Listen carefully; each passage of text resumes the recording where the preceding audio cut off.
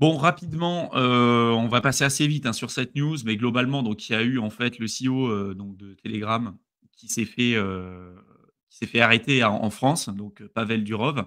Ça a eu un impact important forcément avec la news sur le token, hein, le TON et puis le NOT aussi. C'est 2 tokens qui sont quand même liés les uns avec les autres. Ceux qui voudront en savoir un peu plus sur les raisons de l'arrestation, je vais vous lire un article que j'ai trouvé qui en fait, le document officiel de l'arrestation. Et sinon, il y a eu pas mal de reprises de news, vous pourrez jeter un coup d'œil, n'hésitez pas. Forcément, la news, ça a eu un impact sur le prix, hein. Alors, il y en a qui disaient: «Ouais, c'est la fin, du tonne parce qu'il y a eu une grosse baisse, le tonne en chute libre». En fait, il y a eu une réaction à la news, hein, ce qui est totalement normal. Et en fait, on voit que, en fait, la correction du tonne avait déjà été entamée, depuis maintenant quelques mois quand même, hein. Donc, en fait, la news en tant que telle, ça a eu un impact à 20-25, peut-être 30 si vous prenez les mèches ou pas. Mais voilà, il y a eu des cas où, la baisse était quand même bien plus importante, que ça, quoi. Et puis depuis le début de l'année, hein, si on regarde, hein, on est toujours, par rapport à 2022-2023, on est encore largement, au-dessus des précédents plus bas. Forcément, il y a eu aussi un impact, donc à la fois sur le prix, mais sur l'open interest, hein. L'open interest, ça correspond aux contrats à terme, qui sont, détenus par, utilisateurs, en fait, au sein d'une même journée. Donc, là, il y a eu une hausse de 32 de l'open interest, forcément, parce que les gens, ils essayent de jouer aussi la volatilité. Donc il y a eu une activité, importante suite, à cette news et par rapport à la réaction à cette news. Et en même temps, la France a subi, on en parlera peut-être un petit peu plus tard, mais avec les cyberattaques. Mais beaucoup ne sont pas en accord avec l'arrestation, du CEO. Et donc sur cette même période, on a eu une série de cyberattaques, avec l'arrestation de Durov. En fait, moi, ça me fait quand même beaucoup rigoler parce que si on prend cet écosystème, c'est que des personnes qui sont là pour du meme coin et il y a rien de vraiment buildé dessus. Et donc les gens, ils sont indignés en mode: «Ouais, c'est intolérable et autres, pourquoi le Ton il a dévissé?» Mais en fait, quand tu as une communauté qui est là juste pour faire de l'argent rapidement, ils ont aucune analyse fondamentale, ils croient pas du tout dans le projet, tout ce qu'ils croient, c'est faire de l'argent rapidement. Donc la moindre news, le moindre élément perturbateur, tout de suite, on part dans des dimensions qui sont juste, complètement, démesurées.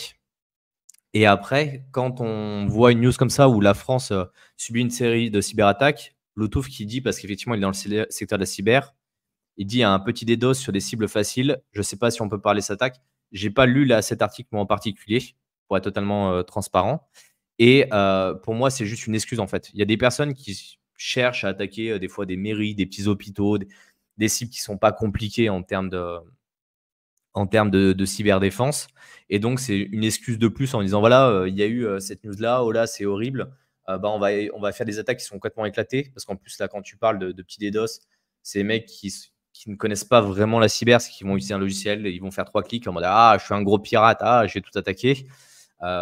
Mais voilà, c'est toujours des choses qui sont très limitées parce que quand il y a des attaques qui sont vraiment importantes en profondeur sur des entités étatiques qui sont, importantes. On ne parle pas de petites mairies dans un petit village paumé, hein. On parle vraiment de choses de la défense et autres. Là, on est sur d'autres complexités et ça ne sort pas dans des news comme ça et ils attendent pas qu'il y ait une personne qui soit arrêtée pour le faire. Parce que c'est des groupes qui sont très entraînés, qui sont souvent étatiques derrière parce qu'il y a des moyens qui sont plus importants. Donc c'est un peu pour faire du buzz, en fait.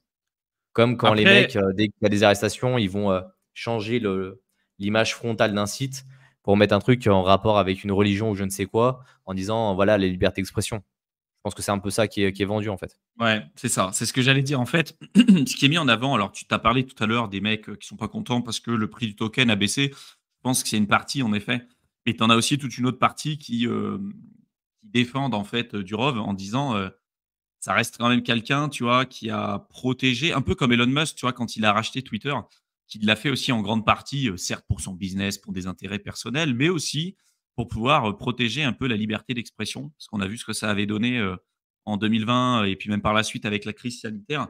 Il y a eu énormément de dossiers qui sont tombés après la reprise de Twitter par Elon Musk et le rebranding, en X.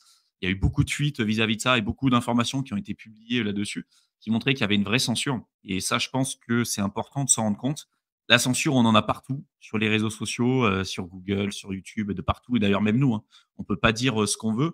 Et tu vois, les personnes un peu avant-gardistes là-dedans, ou des gens qui ont aussi, heu, qui ont eu envie de protéger la liberté d'expression, il n'y en a pas énormément. Il y a eu Elon Musk, je pense qu'il y a Durov aussi avec Telegram. Il y a eu des gens qu'on a emprisonnés à cause de ça, tu vois. Julian Assange, il y a eu Snowden, tu vois. Voilà. Et je pense qu'il y a une partie des personnes qui se sont révoltées vis-à-vis de l'arrestation de Durov, et je vous partagerai les raisons officielles du document officiel. Mais tu vois, je pense qu'il y a aussi ça, tu vois. Il y a pas que le côté spéculation du tonne, quoi. Il y a aussi Tu, le tu veux côté le, liberté d'expression. tu veux le fond de ma pensée? C'est un milieu que j'ai énormément côtoyé à travers les différentes conférences en cybersécurité. Les personnes qui réfléchissent réellement pour la partie vie privée, liberté d'expression et autres, c'est une goutte d'eau par rapport aux personnes en fait, qui vont utiliser ce type d'application et autres, qui elles n'en ont Ouais, les rien gens à s'en faire foutent, et quoi. qui sont juste là pour se protéger vis-à-vis des activités qui sont plus ou moins illicites.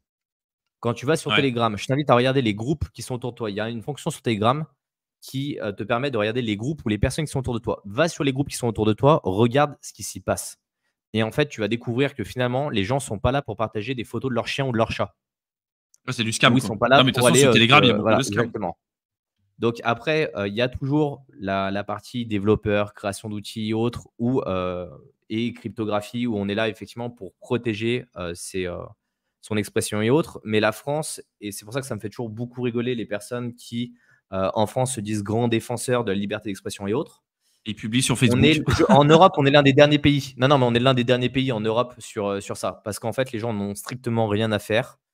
Parce que les politiciens en ont strictement rien à faire. Parce que les gens qui votent pour certains politiciens en ont strictement rien à faire. Et globalement, c'est juste une grosse blague. Et en fait, il y a aussi une certaine limite dans la liberté d'expression. C'est-à-dire qu'il y a beaucoup de gens qui sont énormément hypocrites qui vont te dire: «Oui, non, mais ça, c'est la liberté d'expression, on a le droit de le dire». Sauf que quand ça va à l'encontre de leurs intérêts: «Ah non, mais ça, Mmh. faut censurer, c'est intolérable», en fait, qu'ils puissent C'est se dire clair, ce genre de choses. c'est Et clair. c'est toujours un peu cette limite entre, globalement, ce que les personnes ont le droit de faire, ce qu'elles ont pas le droit de faire. Et c'est cette histoire de bien-pensance, en fait, que je m'efforce de combattre, moi, depuis des années, parce que c'est un truc qui me sort par les oreilles d'entendre certaines personnes qui estiment que leurs idéologies sont meilleures parce que bah, ils les ont lues dans un bouquin ou parce qu'ils estiment qu'ils ont la vérité universelle.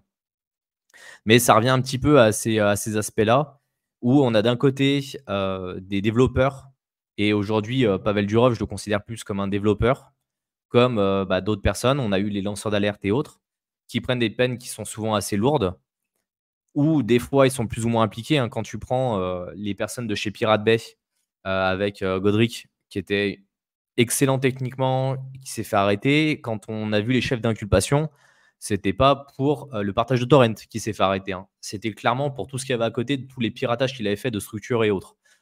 Donc voilà, il y a toujours des choses à prendre en compte. Il faut quand même le prendre avec des pincettes et surtout pas avoir un avis qui est trop biaisé en se disant: «Le mec, il est pourri jusqu'à l'os» ou «Il a facilité, le terrorisme» ou je ne sais quoi. Parce qu'en fait, quand on voit les les acteurs qui vont véhiculer, des informations qui sont malveillantes, c'est fait sur tout type de réseau. Donc ça, c'est juste un réseau de plus, en fait. C'est tout. Et après aussi, un point important, c'est, hem, de se dire que finalement, tu vois, comme tu l'as dit tout à l'heure, dire la vérité, elle se situe toujours entre les 2. Tu vas avoir d'un côté des gens qui vont te dire, «C'est pour protéger la liberté d'expression, et c'est intolérable, de censurer les gens», mais au final, quand tu vas avoir on va dire un avis qui va être différent du tien, ou pour, peut-être, ouais, prendre le contre-pied de ce que tu vas dire, on va te dire: «Ah bah non, ça c'est interdit», parce que ta liberté d'expression, elle sera plus importante que celle de la personne que tu vas avoir en face, tu vois? Et c'est là, en fait, où la problématique, elle était présente, et c'est ce qu'avait fait d'ailleurs remonter Elon Musk, et ce qui l'a incité à racheter Twitter. C'est justement vis-à-vis de ça. Après, je suis d'accord avec toi aussi, que, bah, voilà, sous prétexte de liberté d'expression, ça ne doit pas non plus permettre de faire tout, et n'importe quoi. Il y a aussi énormément d'arnaques, et d'ailleurs, on le voit même en crypto, hein, le nombre d'arnaques que vous avez, sur Telegram, c'est énorme, quoi. Et je pense qu'il y en a certains qui peuvent être un peu, tu vois, les fers de lance, du libre arbitre, de la liberté d'expression. Mais pareil, si demain, tu as des gens qui commencent à critiquer ouvertement Elon Musk et qui utilisent, la plateforme pour critiquer tout ce qu'il fait, mais vraiment, tu vois, de manière assidue, de manière ultra importante, et qu'en plus de ça, ça commence à avoir énormément de vues, à mon avis, ils se feront censurer par la plateforme, tu vois? Parce que ça va contre ses intérêts perso, et on le voit même aussi avec tous les médias à l'heure actuelle, tu vois? Heu, tous les gros médias aujourd'hui, que ce soit en France ou même ailleurs, c'est détenu par des milliardaires et vous Ah bah, verrez qu'en fait, les headlines, et les lignes, en fait, et les ouais, on va dire les titres, les titres, les grands des titres. news en fonction des différents supports sont pas du tout les mêmes en fonction de si vous êtes plutôt sur un média de droite, de gauche, enfin voilà. Ça c'est toujours vu comme ça, quoi. C'était pour Trump où justement, quand il a pris une balle, en fonction des Mmh. médias américains, C'est c'était plus ou abusé. moins tourné d'une certaine manière et ça en était assez drôle quand même parce que quand tu vois passer la Ouais, vidéo, tu dis: «Il y a pas à tortiller quand même, tu te prends une balle, tu te prends une balle», tu vois? Il y a pas tu peux pas ouais. dire, que c'est des coups montés ou ce genre de choses, mais Ouais, oui, il disait: et «Ouais, un après bruit, qui a fait peur à ouais, qui a Donald fait peur à Trump et Trump. tout». Tu sais, l'autre, Je il dis: a «Non, c'est une personne dans l'oreille, tentative mais d'assassinat», tu vois? Tu sais, c'est une tentative d'assassinat et en fait, il voulait pas le dire. Il voulait pas le dire, il voulait pas dire ce terme-là, tentative d'assassinat, tentative de meurtre et tout. C'était: «Non, non, un bruit sourd, Trump a eu peur, machin». C'est vrai que les news, c'était quand même abusé. bah, et voilà et après ça dépend comment c'est relié, mais toujours c'est toujours très drôle quand tu voyages énormément à l'étranger de voir un petit peu les informations des autres pays, la manière dont c'est apporté. Moi, je vois quand il y a des informations, des news de France qui arrivent en Thaïlande, c'est toujours, très drôle et y compris moi quand ma famille me rapporte des news de Thaïlande où je me dis: «Mais attends, on est là, nous on n'entend pas du tout parler. Pourquoi eux, ils viennent parler de ça?» tu vois? Et en fait, c'est un peu des avis comme ça sur les autres pays, sur d'autres situations mais voilà, je vois qu'il y a pas mal de débats là dans les commentaires sur les applications des lois et ce genre de choses. Bah, Thibaut va vous montrer, je pense les inculpations qui ont été, chargées Ouais. contre Parov. J'ai Après, nous on n'est pas des experts, juridiques. L'idée, c'est de vous montrer les documents officiels. Après, si ça tombe sous tel coup de telle loi et autres, ça, on ne pourrait pas vous le confirmer. Mais ce qui est sûr, c'est qu'aujourd'hui, il a été arrêté et que, les charges contre lui sont celles qu'on va vous présenter. Ouais et surtout aussi quelque chose que je voulais présenter, c'est qu'en fait, tu peux être quelqu'un qui va développer un outil. Si cet outil est utilisé à mauvais escient, surtout en crypto en tant que tel, tu vois? Par exemple, les développeurs de Tornado Cash, ils ont pris tarot aussi, eux, hein, parce qu'ils ont développé Oui, un mais tout le monde. outil, Mais tout le voilà. monde, à partir du moment où tu commences à, embêter certaines personnes, ça part tout de suite dans des dimensions, ils arrivent toujours à te coller des choses, qui sont plus ou moins importantes. Je veux Bah, dire, en en fait, France, c'est on est quand tu spécialiste de es sortir des lois, qui vont, pile couvrir certaines choses, des cas très, très spécifiques ou, faire une interprétation de la loi qui tombe pile dans le giron de la bonne personne, en fait. ouais, Donc bon, c'est clair. Bah, en fait, tu vois, il y a le cas de la France, mais même aux États-Unis, ils rigolent pas non plus avec ça, hein. Je veux dire, quand bien sûr. tu crées quelque chose qui, mine de rien, fragilise le gouvernement ou est une attaque en fait qui peut être vue comme une attaque directe envers, les institutions mises en place. Là, ça fait très, très mal, tu vois? C'est pour ça que Ross Ulbricht en fait, a pris tarot, alors que tu as certaines personnes qui peuvent faire des crimes, tuer des gamins ou ce que tu veux, qui vont prendre nettement moins que lui. Parce que lui, il a développé un outil, puis oui, ça a été utilisé à mauvais escient et je pense qu'il le savait aussi, tu vois? Mais pourquoi lui, il a pris plus que des mecs, voilà, qui peuvent tuer, ou faire des crimes, atroces? Parce que le rapport de force est pas pareil et tu en as un qui va, remettre en cause, en fait, les institutions, admises aujourd'hui, tu vois? Et peut-être même remettre en péril ou attaquer directement le gouvernement, tu vois? D'une certaine manière ou l'hégémonie du dollar, l'hégémonie américaine. Et puis de l'autre côté, bah, en fait, c'est un cas, particulier parmi, des milliers qu'il pourrait y avoir, chaque année, tu vois? Et bon, je pense qu'il y a un peu ça aussi. Il y a le cas d'exemple aussi de dire: «Bah, attention, vous voyez ce qu'on a fait à ceux qui sont aujourd'hui qui s'amusent à faire ça, attention qu'on vous fasse pas gauler», tu vois? Que vous fassiez pas gauler parce que si on vous chope, ça risque de faire très, très mal. Et ce qui est très drôle, pour ceux qui connaissent un peu l'historique français justement sur ces législations sur la partie, cryptographie, c'était considéré comme, du secteur militaire jusqu'avant les années 2000. Dans ces eaux-là, en fait, vous n'avez pas le droit d'utiliser de la partie cryptographie, donc vous n'avez pas le droit de protéger vos informations et donc en fonction des lois, en fonction des personnes qui passent et autres, ça, ça se règle en fait.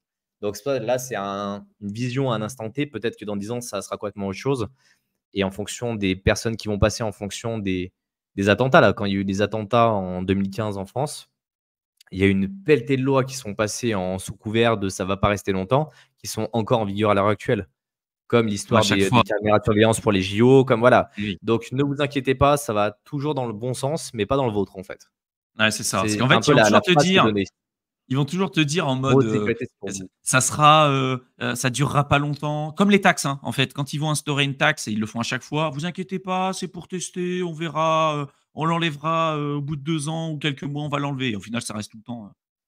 Donc, juste quelque chose que je voulais présenter avant de passer sur les raisons de l'arrestation de Durov, c'était concernant l'utilisation en fait du Ton. Il y en a peut-être qui savent pas trop à quoi ça peut être utilisé. Il y a plusieurs utilités au Ton, mais en fait, aujourd'hui, la principale utilisation, c'est pour faire des ads et des publicités directement sur Telegram. Il y a à peu près 1000 personnes qui sont aujourd'hui éligibles pour faire des publicités sur Telegram. Et en fait, le paiement de la publicité se fait en tonnes. Et pour pouvoir être éligible, bon, il y a certaines prérogatives et notamment le fait d'avoir au moins un budget de 2 millions de dollars de disponible en tonnes pour pouvoir faire de la publicité sur Telegram. D'accord. Voilà, pour ça aussi qu'on a eu une demande importante sur le tonne, mais ça a été utilisé principalement pour faire de la publicité aujourd'hui. Il y a d'autres choses, bien évidemment, à côté, mais ça reste une demande quand même assez importante du token. Et je sais qu'on nous avait posé les questions avant. J'ai vu passer l'info et donc je vous le présente ici.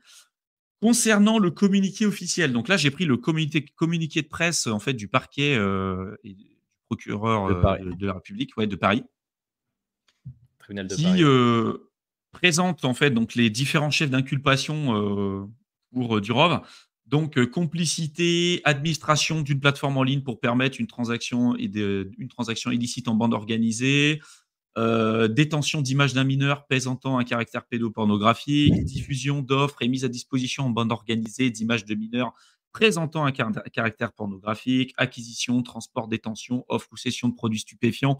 Bref, en fait, vous voyez, en fait, c'est complicité, complicité, complicité, complicité, association de malfaiteurs, blanchiment délits en bande organisée, blanchiment de crimes, fourniture de prestations de cryptologie, je ne savais même pas que ça existait. Sans déclaration conforme. Alors, c'est ça qui me fait énormément rire parce qu'en fait, tu as beaucoup aujourd'hui d'algorithmes cryptographiques qui sont déployés à grande échelle par plein de personnes, par des chercheurs indépendants et autres qui n'ont jamais fait une déclaration auprès de qui que ce soit. En fait, ça, c'est une grosse blague. Tu peux utiliser de la cryptographie fait maison si ça te fait plaisir. Et les mecs, ils lui mettent ça sur le dos. Tu as l'impression que les gars, ils ont raclé les fonds de tiroir. C'est en mode alors, qu'est-ce qu'on peut bien lui mettre? Ah, il n'a pas déclaré le formulaire 35.9 bis. Bon, Ouais, c'est on va ça. lui mettre ça. De toute façon, il est complice de tous les crimes de l'humanité. Donc, on va le charger sur tous ces aspects-là. C'est là où tu te dis, mais on marche sur la tête, en fait, sur ce genre de choses.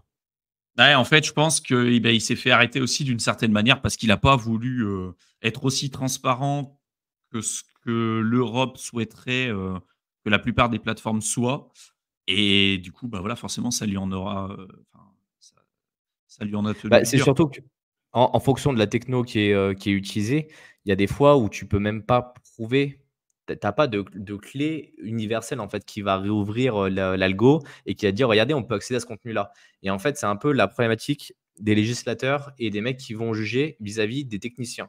C'est-à-dire que dans le monde de la loi, tu as un cadre qui est assez ouvert, un cadre qui est intellectuellement intéressant, qui te dit: «OK, tu proposes une solution cryptographique. Par contre, tu vas mettre un moyen de contrôler l'intérieur». Tu dis: «Bah oui, mais si je mets un moyen de contrôler l'intérieur, je casse l'algorithme mathématique, donc il n'est plus viable, donc ce n'est plus la cryptographie qui est utile». C'est un peu de ce principe-là.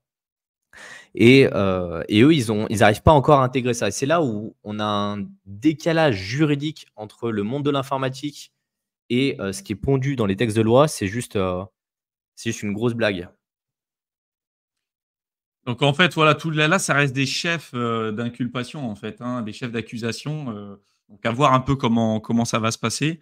Mais, Telegram aujourd'hui, les chiffres, la dernière fois que j'avais trouvé, c'était, 950 millions d'utilisateurs, quoi, dans le monde, quoi. Donc ça reste quand même une très, très grosse plateforme avec, comme l'a dit Mickaël, aussi une partie, forcément qui est utilisée à des fins illicites. Mais est-ce qu'on peut tenir responsable le fondateur d'avoir créé un outil qui va être utilisé à mauvais escient? Tout comme est-ce qu'on peut inculper, je sais pas, le créateur de couteau, d'avoir créé un couteau si quelqu'un prend ce truc-là et tue quelqu'un d'autre à côté, quoi? Est-ce que c'est le Ah mais problème? bon, Est-ce que c'est le souci du créateur de couteau? Ou est-ce que c'est le souci de la personne qui a fait n'importe quoi avec l'outil? en fait, je pense qu'il y a même une guerre qui est un peu plus idéologique que ça, un peu plus sur un fond d'étatique derrière, parce que Telegram est peu utilisé en France. Si tu prends par rapport à un WhatsApp, Telegram est peu utilisé. C'est Par russe? contre, Telegram est très utilisé dans le monde russophone, de manière globale, hein. Dans tout le milieu russophone, c'est très utilisé. Pourquoi ils n'utilisent pas WhatsApp? Tout simplement parce que c'est le groupe Meta, parce que c'est bloqué. Et les Chinois, ils ont WeChat, qui est très, très utilisé. Et donc, en fait, c'est juste cette petite guerre-là. Pourquoi ils n'ont pas tapé sur WhatsApp? Parce que sur WhatsApp, il y a des saletés qui passent aussi. Il y a des groupes avec des personnes qui sont peu recommandables dessus. Et je pense que ils essaient comme ça de récupérer la main sur certaines choses, ils essaient de bloquer certaines applications, ils essaient aussi de diaboliser certains réseaux.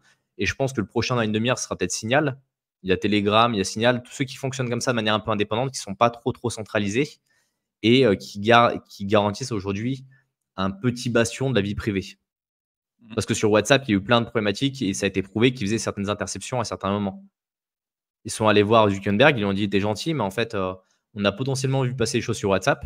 Il faut que tu prouves, si tu veux pas payer des millions, que tu peux déchiffrer certaines choses». Très bien, OK, on va casser les chiffrements, on va le faire repartir de l'autre côté, ni vu ni connu.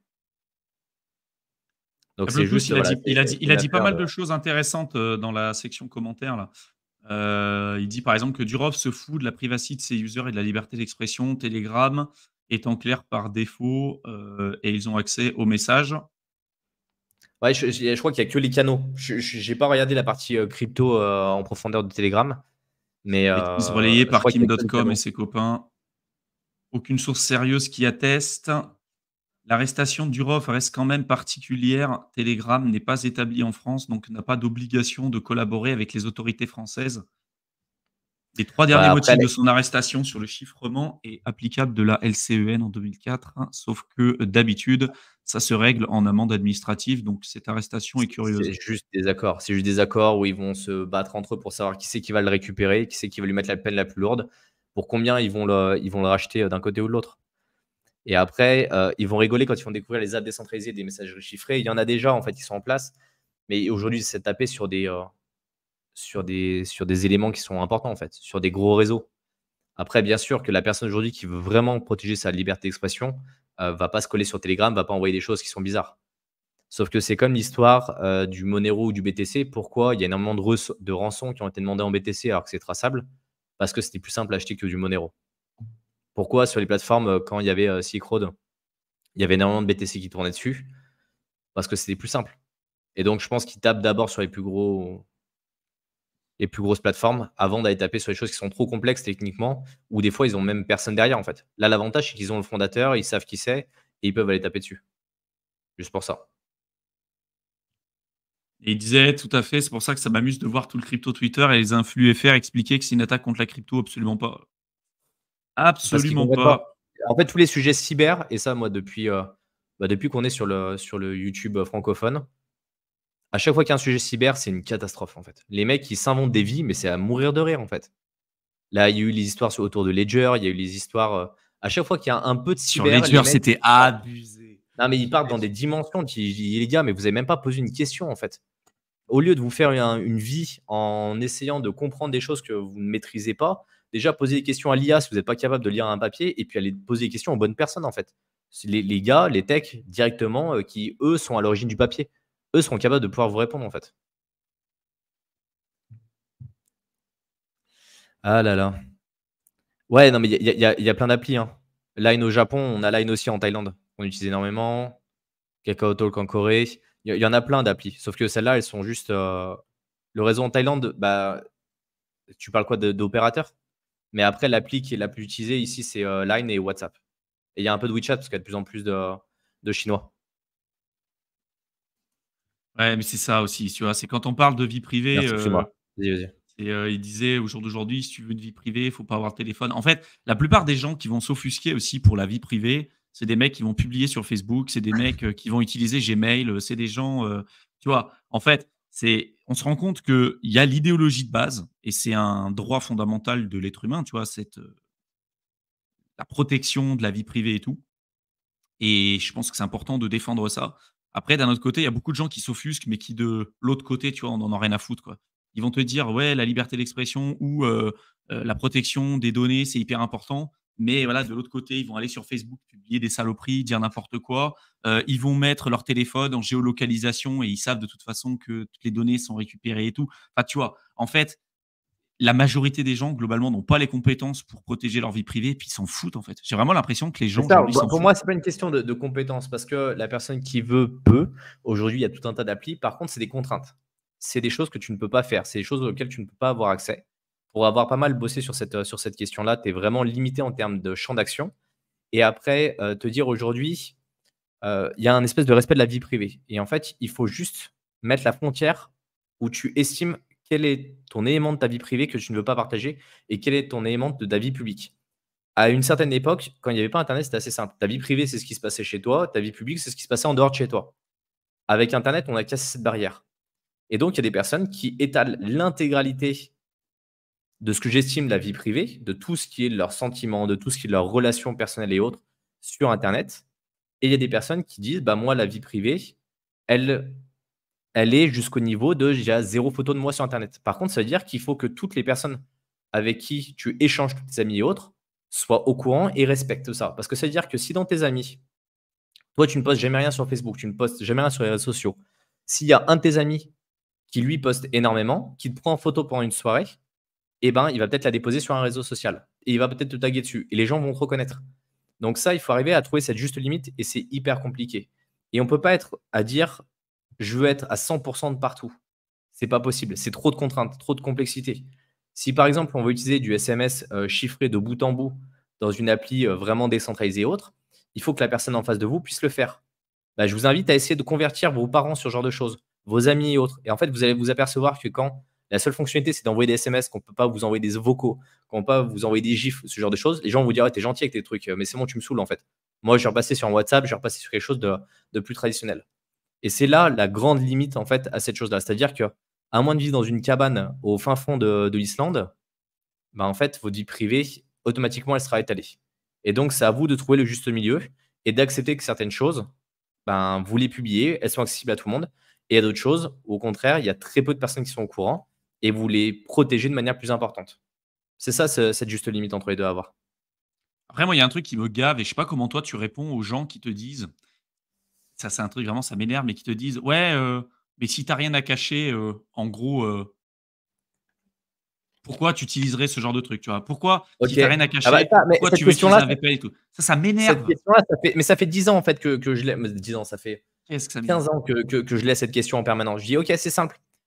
Si tu as rien à cacher, donne-moi tes accès à tes comptes en banque, donne-moi ta carte bleue, donne-moi ton code, donne-moi, l'accès à, tout ce qui est santé, toutes tes données de santé et autres». Et la personne fait: «Ah mais non, mais, pourquoi je ferais ça?» Bah, je dis: «Bah, tu as des choses à cacher».